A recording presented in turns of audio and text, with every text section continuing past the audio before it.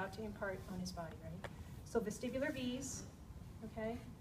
Hands right here. I'm holding him on his occiput, kind of got along the mandible down here. And then I usually have my, so you start with the head halfway to the left. So we line up the posterior canal. I'm gonna go straight back and tip his head about halfway back. So about 30 degrees back. And so you see how that brought the canal down, posterior canal? So what I'm looking for, usually as I sit them back, I start my watch. I'm looking for the onset of any nystagmus, how long it lasts. So let's say I saw a torsional, upbeating nystagmus, and it lasted for 30 seconds. Move along the decision tree, what would I then do? Epley, right? Because 90% of the time, you're going to help your patient with epley, whether it's anterior or posterior. Whether I saw it was upbeating or downbeating, if it lasts less than 30, less than 60 seconds, I'm pretty sure it's canalolithiasis. The epley maneuver treats both the anterior and the posterior canal. So I'm just going to go right into the epley maneuver from here. So this was the diagnostic maneuver. If I didn't see anything, I'd sit him back up. But if I saw it come on, I'd move right into the epley maneuver. Yes, how much extension do you have? about 30 degrees. Okay. Okay. So from here, I would turn his head halfway to the right. What does this look like? Vertebral artery. Absolutely. So I would have screened the vertebral artery with him first in the sitting position. Is anyone familiar with how you do that? Basically what I'm doing right here, right? It's like sitting up and doing here, sitting up and doing here. Because I'm kinking off my artery just in this position right here. Okay. So if the nystagmus came on, I would wait for it to last, and then 30 seconds more. Then from here, I would turn him onto his right side. So I'm going to change my hand position. I'm going to bring my forearm against his head here. I'm going to hold him here. This is usually where the patients vomit. So I have a basin right there. Okay, and so I would roll onto the side. Do you see how I put his head now on my forearm? And you have to go fairly quickly.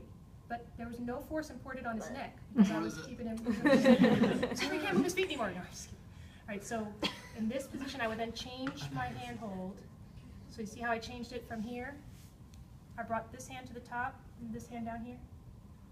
Okay, and then from here, I can come around to the front. So now I'm doing my V from the front. Okay, and as we go through this, I'll kind of go and help you with the handholds, okay?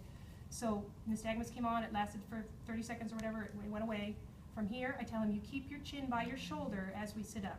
So go ahead and bring your legs off the side of the bed. We're just going to gently sit up. So I can change my handhold here to support his neck as he comes up too. So I'm holding him in that side bending and slightly tip down position. If the nystagmus comes on again, I wait for it to pass, 30 more seconds, and then I bring him. And you So that was left epley. I'm sorry, what was the question? How many times do you do this process? Just once? That's an excellent question. 90% of your patients are better on one time. What? But I'll usually do it twice just to be sure. Okay.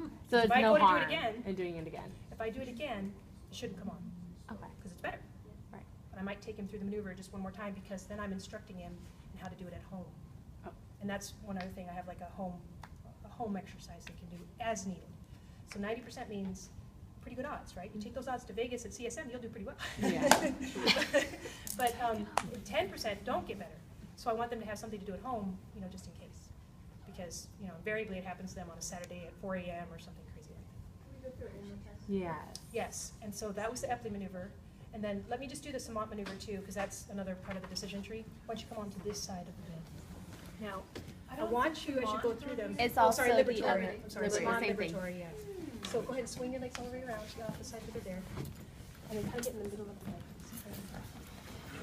So you're going to hold your little vestibular. All right, so let's say we did our Dix-Hallpike, and we took him back, and it lasted for over 60 seconds. Let's say it lasted 70 seconds.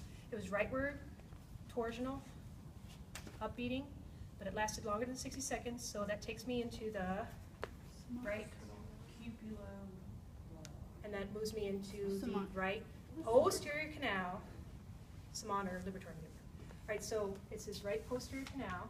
So I'm going to turn his head to the left. I'm treating his right side.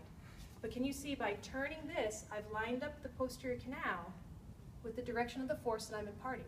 So again, if you know your anatomy, you don't have to say, okay, right head, left head.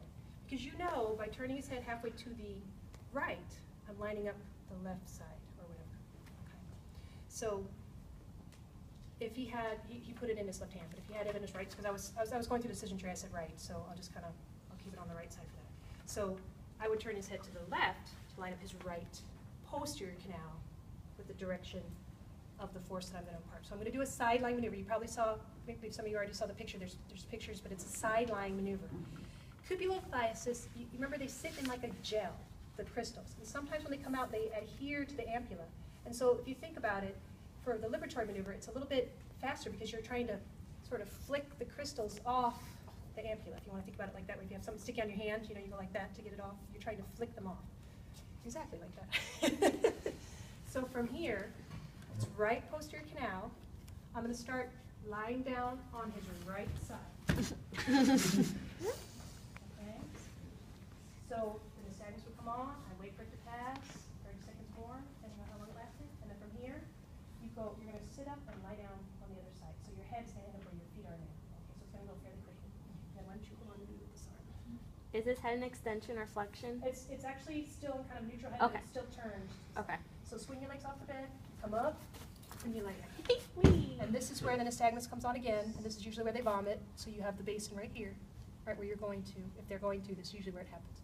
You wait for it to pass, 30 seconds more. See how the head hasn't moved at all? He's still in that same position.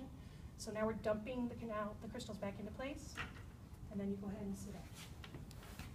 Ta-da. Are So you he's actually fixed, in the same Edwin? position that he started in. So it's more of a side, there's more force imparted with this maneuver maybe. So that's Samant and liberatory and Epley. Also in here is the roll test and some of the horizontal canal. I mean, I'll demonstrate those to you, but like I said, I've done them 7 times, you know, it's rare, but it does happen. So, you know, I'd like you to at least be exposed to it. One of the therapists that we work with just took his boards exam, and he said that one of the questions in the boards exam was, you saw this type of nystagmus, what treatment do you decide to do? So, I mean, you do have to, I mean, they really do go into it in somewhat depth, it seems like, in the board, so. So, Mario, do you mind if I use you for the horizontal real quick? All right, so I'm just gonna show you the roll test, and then I'll show you the